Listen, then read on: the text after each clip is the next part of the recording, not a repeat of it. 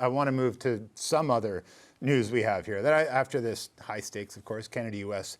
hockey matchup today, Canadian officials are now planning for their own meetup with the United States. Canada-U.S. Trade Minister Dominic LeBlanc says he plans to sit down with U.S. Trade Representative Jamieson Greer in what he calls the coming weeks, which comes after Greer made these comments about trade talks with Canada last week. With the Canadians, it's more challenging. They continue to have certain barriers. They refuse to sell U.S. wine and spirits on their shelves. There are a variety of issues that they have not addressed and they aren't addressing. And this makes it a big challenge and an obstacle for starting real negotiations with them. After those comments, I had a productive and cordial phone conversation with him. We've agreed to meet. I indicated to him that I was in Mexico this week, but in the next few weeks, we would have a chance to sit down and discuss the CUSMA review. This would be their first meeting since the U.S. president called off trade talks following the Ontario anti-tariff ad. And it comes after fresh reporting that officials in Washington are still considering scrapping the trade pact altogether. Meanwhile, as the Trump administration waits for U.S. Supreme Court ruling on whether a large part of his tariff agenda is in fact legal, Donald Trump continues to sing its praises. People from other countries like Canada and others, they sue us. Canada has ripped us off for years.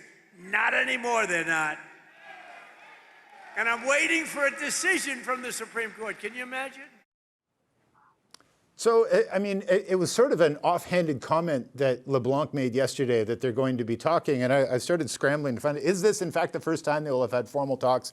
And it seems like it is. Michelle, how important is it, just the simple fact that Greer and LeBlanc at that level will be back in a room discussing trade talks again?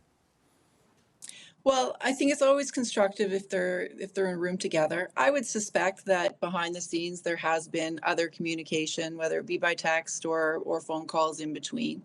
I don't get the sense that from what the minister said that this is going to be a formalized session. However, there's significant issues on both sides of the border, and it's in both of our countries' interests to have some kind of an agreement and to reaffirm CUSMA and to make it ideally stronger. But I think that the Prime Minister is showing that he's not waiting. We're certainly there to engage, but we're not going to put all of our eggs in that basket. And so he's continuing to kind of work around the globe, it seems. And Minister LeBlanc is down in Mexico, strengthening that very vital relationship as well. It's a huge delegation that went down there with him, which I think says a lot about the intent of Canadian business to make sure that those relationships stay really strong. But I guess the mercurial nature of the president, there's never going to be a straight path to what this trade agreement is going to be or how it's ever going to be concluded. But we have to engage as the times come up, and hopefully it'll be constructive. This Mexico trip has been interesting. I mean, 700 Canadians down there with the trade delegation representing, I think, 370 businesses, Peter.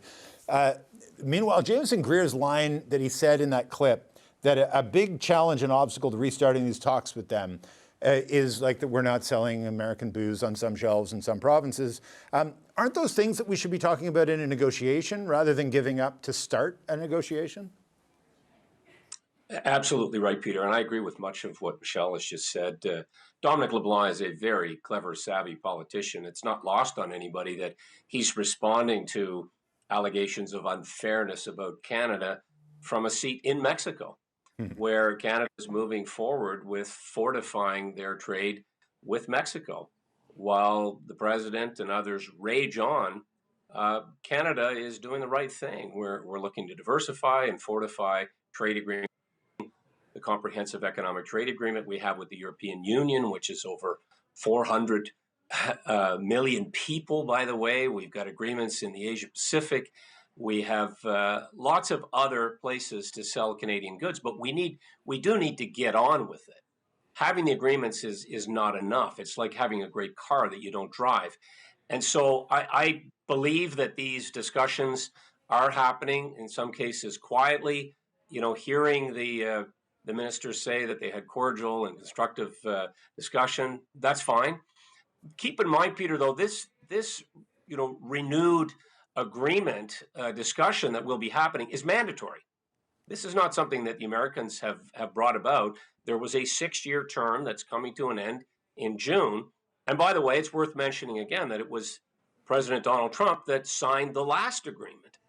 And so, there is leveraging, there is so much politics wrapped up in these discussions, but so much at stake.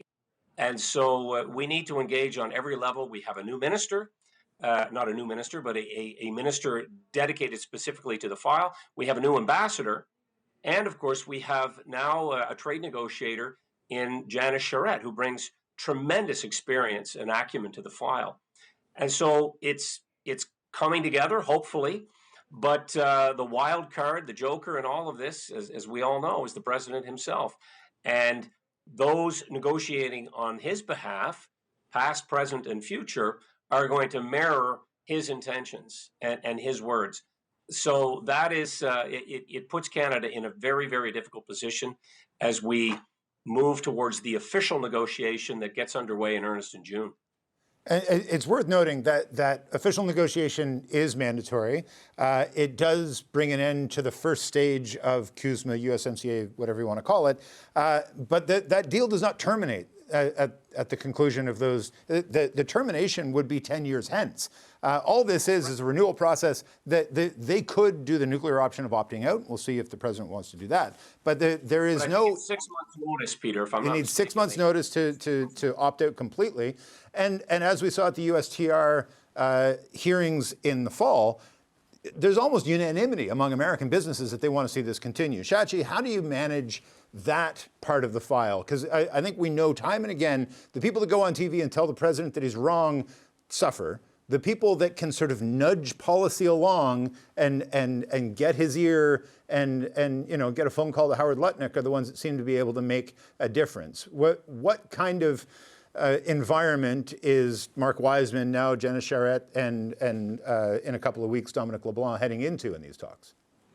Well, they're going to continue because they're smart people to do the work at the local level, at the state level, at the city level, talking to governors, talking to mayors, talking to industry associations.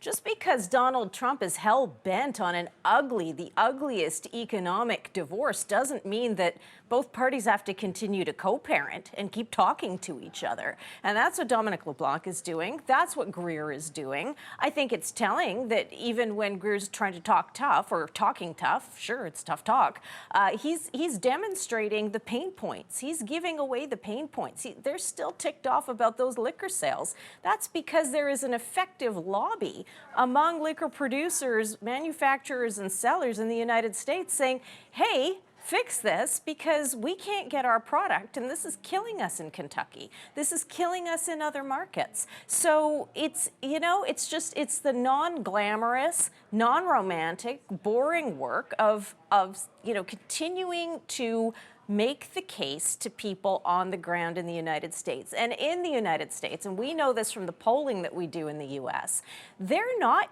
first of all, many of them are not really aware of what's going on. Those that are aware, you've got the president promising them the moon in June and all the lovely things that come with it. And they're saying, hold on, if I have to pay several thousand more dollars for a new vehicle or for an appliance or for other goods because of higher tariffs, I'm not on board with that when it starts to hit my household wallet and my purchasing power. So, the rhetoric is one thing, and informed American voters, yes, that's another thing. But as long as there is an awareness in the United States, that is actually in many ways Canada's best play. On this side of the border, all Trump's tough talk does is steal Canadian metal. And I would have expected over the last 15 months to start to see it waver, to start to see the uncertainty get Canadians to a point where it's like, well, why isn't this deal done? Why isn't anything happening? Why aren't we seeing more results?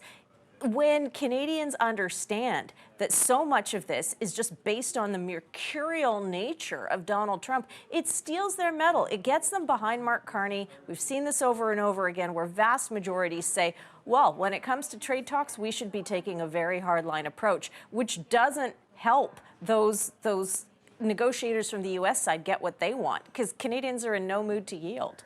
Matthew, I've been talking the last couple of weeks with steel and aluminum types, people in the industry, as there's these rumors that the Trump administration is looking at rolling back, not eliminating, but rolling back some of the tariffs on those products, that to a point where like an appliance made using aluminum in the United States, because they bring in the aluminum, is now more expensive than an appliance made in China and brought into the United States. Same thing for like baking pans. Like it's that big of a difference.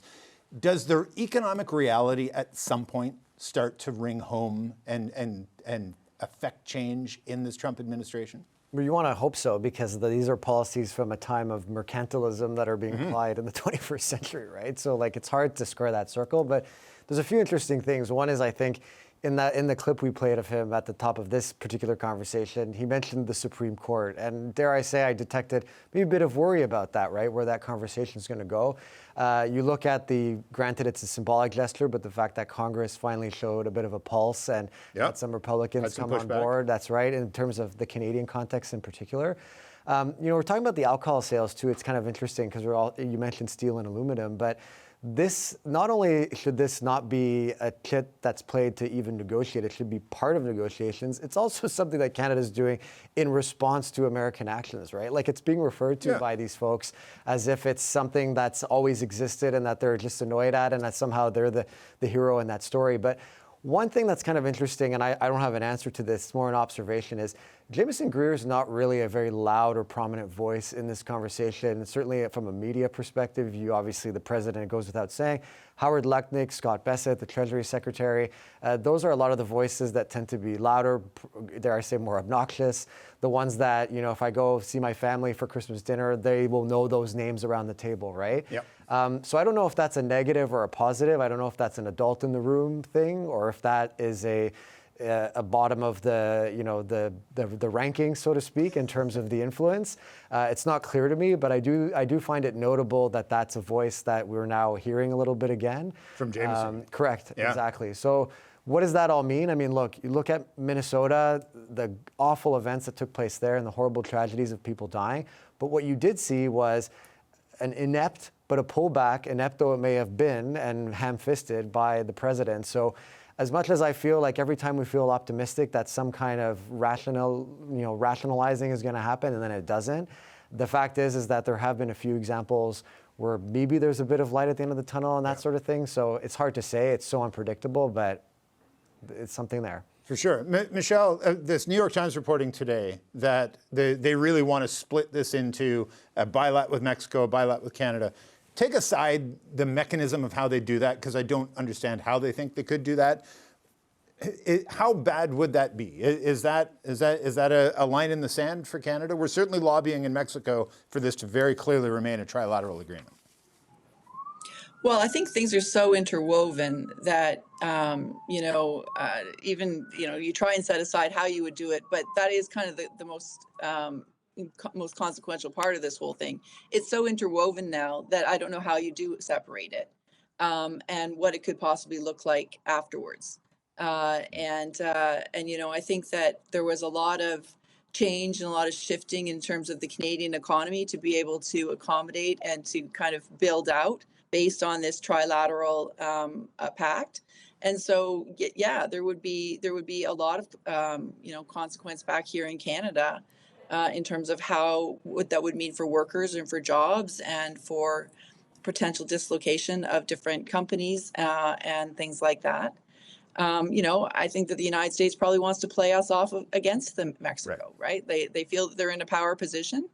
In many ways they are, because they just have the people, they have the buyers, they are the market. I think that is how Donald Trump likes to do things. He likes to play people off against each other. He thinks he's some grand chess master. Really, if he can bang some heads, then he thinks that that's going to lead him to a better path. I don't think that the American economy or American consumers, in terms of the prices that they're paying, is his top of mind concern. He wants to be seen as a winner, and that's all he cares about. Peter, I got to go, so I'm going to give a really quick last word to you. They say nobody wins a trade war, but lawyers and lobbyists certainly do very well. We've seen a record number of amount paid to lobbyists in Washington over the course of the last year. How do you strip that out of this, or do you? I don't think you can, and there's a lot of people dining out on it. I disagree with the fact that that this would be the end of the world somehow if it was a Canada-U.S., Mexico-U.S. agreement. That's how it was before. So we should keep a little bit of perspective on this. In fact, Premier Ford was suggesting this not that many months ago. So, I think we all agree that Canada is going to go in there and negotiate hard. We're going to put our demands forward the same way that they are. That's the way trade agreements are hammered out. And, we have to put confidence in those who are doing the negotiation, get behind them, get chambers of commerce, industry and sector reps involved, state legislatures, provincial premiers. It's going to be an all hands on deck approach. And, we're going to do our very best, just as we will in the Olympics. We're going to try hard. We're going to pull together. And that's the way this thing's going to get done. Look at you weaving the Olympics into this twice. I like that. All right, we're going to leave it there. Thanks to you all. The Power Panel, Michelle Cadario, Peter MacKay, Shachi Curl, and Matthew Dubé.